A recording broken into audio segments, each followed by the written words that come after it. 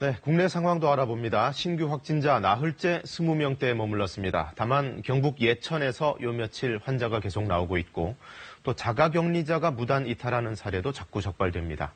사회부 취재기자 연결하겠습니다. 성민수 기자, 신규 확진자는 이제 50명이 아니라 아예 30명 밑으로 뚝 내려왔어요.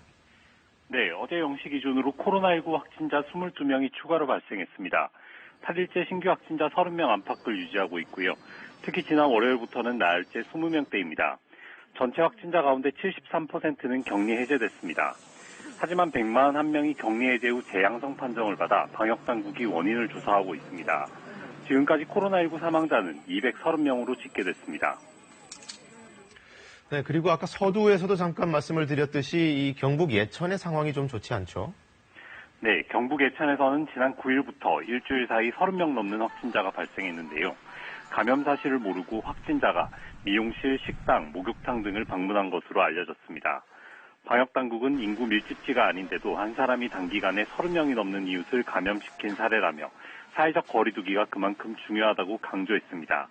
집단 감염이 발생한 경기도 의정부 성모병원에서 태어난 60대 남성이 확진 판정을 받는 등 의정부 성모병원 관련 확진자는 최소 68명으로 조사됐습니다. 네, 자가격리 이탈 사례들은 어떻게 처리되고 있습니까?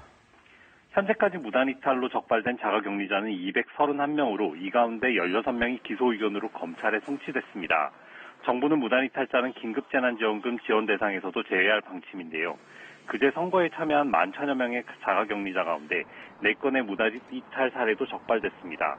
선거 참여를 위해 외출한 이후 당구장과 PC방을 방문한 사례가 있었고 예정된 출발 시간보다 일찍 투표장으로 간 경우도 있었습니다. 정부는 4건의 무단 이탈 사례 가운데 위반 정도가 경미한 3건을 제외하고 1건은 고발하기로 했습니다. 지금까지 사회부에서 전해드렸습니다.